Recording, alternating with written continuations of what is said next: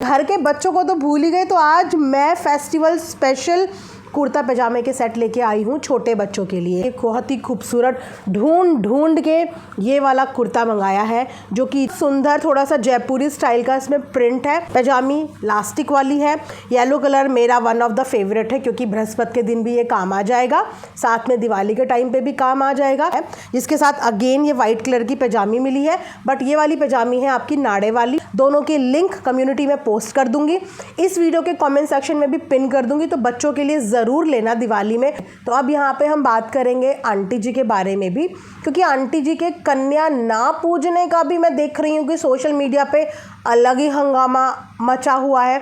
हालांकि इस समय पे इतनी गंदगी हुई है, नवरात्र के टाइम पे इतनी गंदगी हुई है कि मैं अपने मुंह से वीडियो के माध्यम से वो चीज़ें बोलना भी नहीं गंवारा चाह रही थी, इतनी गंदगी हुई है। लेकिन उन सारी गंदगी से ऊपर जो सबसे बड़ी गंदगी दिख रही है, वो दिख रही है कि आंटी ने सबसे ज़्यादा गंदगी कर दी। क्यों? क्योंकि उन्होंने कन्या नहीं पूजी, वो सबसे बड़ी गंदगी है। उसके अलावा सोशल मीडिया पे जो चल रही हैं चीज़ें, वो गंदगी नहीं है कि किस तरीके से कन्याओं को बहला फुसला के उनका मिसयूज़ करने की कोशिश की जा रही है, वो गंदगी नहीं है।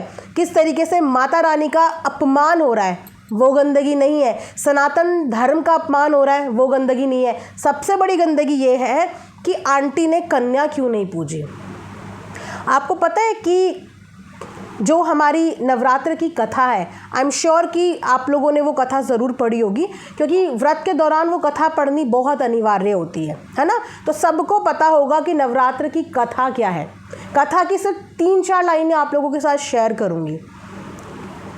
कथा प्रारंभ कहाँ से होती है, कहाँ से इस कथा की शुरुआत होती है। एक पति पत्नी, जिस पति को चोरी करने के इल्ज़ाम में कारावास की सज़ा मिली थी, दोनों हस्बैंड वाइफ को, उन हस्बैंड वाइफ ने 9 दिन तक ना तो कुछ खाना खाया, ना ही पानी पिया, ना भोजन ग्रहण किया, ना पानी पिया। उस दौरान नवरात्र के 9 दिन चल रहे थे। उन 9 दिनों में उन्होंने ना तो कुछ खाया, ना तो कुछ पिया, और देवी इतने में ही खुश हो गई।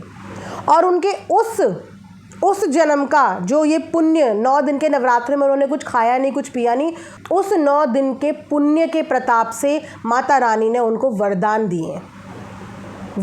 दिए, सिर्फ क्योंकि वो भूखे रहे। उन्हें पता तक नहीं था कि ये जो 9 दिन हमें खाना वाना नहीं मिल रहा है, वो भी हम चोरी के आरोप में बंद हैं, हमें खाना वाना नहीं मिल रहा है, इन दिनों नवरात्र चल रहे हैं। तो ये होती है माँ ममता की मूरत। वो अपने हर एक बच्चे का ख्याल रखती है, उम्मीद नहीं करती। माँ की कोई उम्मीद नहीं होती कि मेरा बच्चा मुझे इतना दे, इतना दे, इतना दे।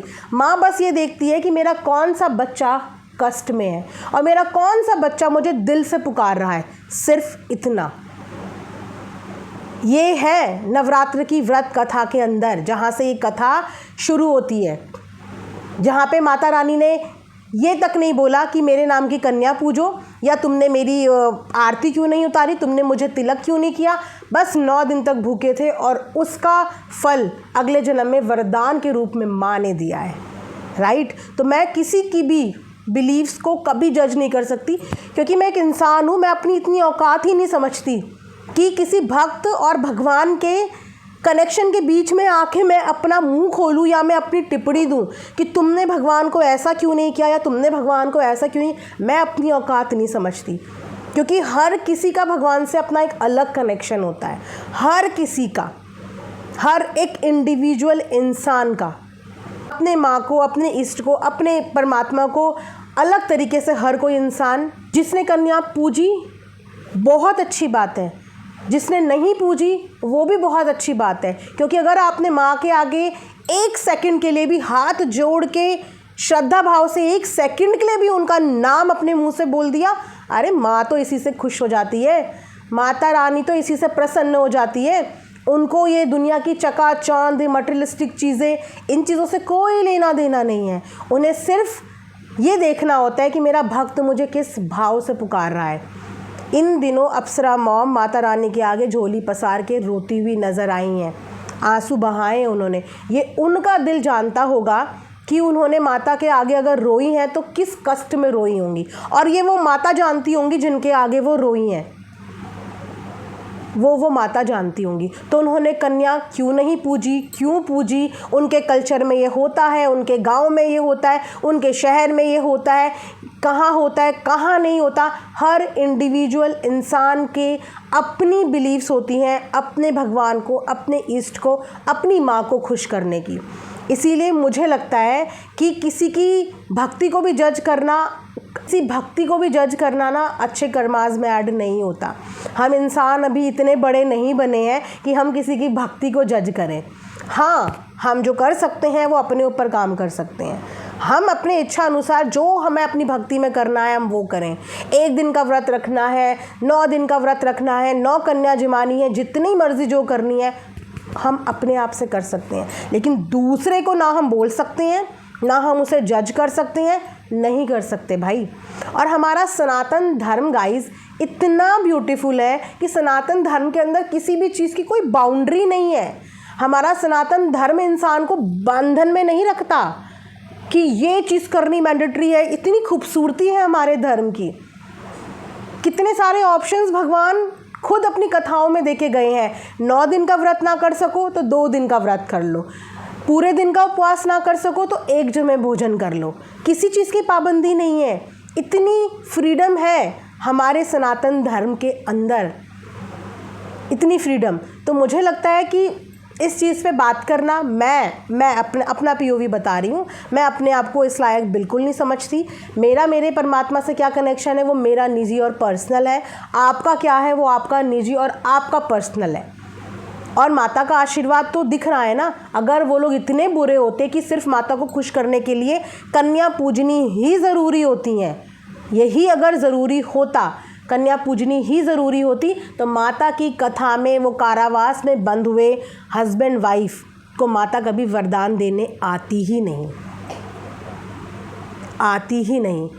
उनका भी शायद भाव रहा होगा जो उन्होंने कुछ सेकंड के लिए माँ का स्मरण कर लिया होगा, दिल से कर लिया होगा, जिसका फल माँ ने उनको वरदान स्वरूप दिया, राइट। तो मुझे लगता है कि थोड़ा सा ये चीज़ें बहुत ज़्यादा पर्सनल हो जाती है, मतलब भक्ति पर्सनल हो जाती है। और भक्ति पे ना हम किसी को सज़ा देने के अधिकारी हैं, ना हम किसी को सज़ा दे सकते हैं, ना ही हम किसी के लिए टिप्पणी कर सकते हैं। आंटी ने अपना जो बिलीव्स बताई वो उनकी है, उनके हिसाब से उन्होंने जो सोचा वो उनके कर्मा है। वो सही बोल रही हैं तो भी उनके साथ है, वो गलत बोल रही हैं तो भी उनके साथ है, उन्होंने पूजा तो भी उनके साथ है, नहीं पूजा तो भी उनके साथ है। लेकिन आप ये देखो ना कि उनकी ज़िंदगी में परेशानियां तो माता रानी ने कम कर दी हैं। इसका मतलब उनकी भक्ति में कुछ ना कुछ तो शक्ति रही होगी, कि आज की डेट में आप खुद बताइए कि उनकी ज़िंदगी में कमी किस बात की है। उनके बच्चे बढ़िया कमा रहे हैं, घर बढ़िया है, अच्छा खा रहे हैं, अच्छा पहन रहे हैं, कुछ तो उनकी भक्ति में शक्ति होगी कि माँ का आशीर्वाद उनके परिवार पर है। इतनी बड़ी परेशानी से निकल के बाहर आ गए, बेटा भटक गया था, पूरा घर बर्बादी की तरफ चला गया था, पूरा परिवार एक दूसरे का दुश्मन बना बैठा था। आज काफ़ी चीज़ें हद तक परिवार में सही हो गई। कुछ तो उस माँ की भक्ति में भी शक्ति होगी कि माँ ने कुछ तो आशीर्वाद दिया है उन पे, राइट। तो बहुत ज़्यादा इस चीज़ के बारे में नहीं बोलेंगे। मेरे जो अपने पर्सनल POV थे मैंने वो आप लोगों को बता दिए। बाकी आप भी अपना एक्सपीरियंस मेरे साथ ज़रूर शेयर करना। बस मैं इतना बोलूँगी कि किसी की भक्ति को जज बिल्कुल भी मत करो। ये एक बहुत ही निजी टॉपिक है। भले ही ये लोग सोशल मीडिया पे हैं, ये चीज़ें दिखा रहे हैं, नहीं दिखा रहे हैं, ये चीज़ें दिखा रहे हैं, नहीं दिखा रहे हैं, लेकिन जितना दिखा रहे हैं उतना देख के ये तो दिखता है कि आंटी माता रानी को बहुत मानती हैं। जिस तरीके से उन्होंने अपना मंदिर इतना खूबसूरत बनाया है कि उस मंदिर में एक पॉजिटिव वाइब दिखती है। वैसे तो हर मंदिर अपने आप में पॉजिटिव होता है, लेकिन एक मंदिर को भी साफ़ सुथरा बहुत सुंदर रखना ये भी मेहनत से कम वाला काम नहीं होता। उनका मंदिर कितना खूबसूरत है कि जब व्लॉग में, वीडियो में उनका मंदिर दिखता है तो इंसान आकर्षित हो जाए उस मंदिर की तरफ। चारों तरफ से डेकोरेशन सुंदर तरीके से सजाया हुआ है, सुंदर तरीके से खुद भी सज धज के माता रानी के आगे बैठ के वो लोग पूजा करते हैं, पॉजिटिव वाइब देते हैं, आरती करते हैं, घंटी बजाते हैं, दिया बत्ती करते हैं। बहुत है माता के लिए, इतना बहुत। उन्होंने कहीं पे भी क्राइटेरिया नहीं फिट किया है कि मैं इतने में इम्प्रेस होती हूँ या मैं इतने में इम्प्रेस होती हूँ और इतना करने पे मैं इतना देती हूँ और इतना करने पे मैं इतना देती हूँ। उनको भगवान ने जितना दिया है मुझे लगता है उनकी भक्ति से ही खुश होकर दिया है, और माता रानी सबको उनकी भक्ति के अनुसार सब कुछ दे, जिस जिस इंसान को जिस जिस चीज़ की अपनी ज़िंदगी में ज़रूरत है। इसी के साथ ये वीडियो मैं यहाँ पे बहुत पॉजिटिव नोट पे एंड करती हूँ। नो हार्ड फीलिंग्स किसी के लिए भी। पर आई होप कि आपको मेरी वीडियो पसंद आई हो। प्लीज़ कमेंट सेक्शन में ज़रूर बताना। मिलेंगे नेक्स्ट वीडियो में। अपना ढेर सारा ख्याल रखिए। Thanks for watching Earth Mom Dehradun. Bye bye, take care, love you all.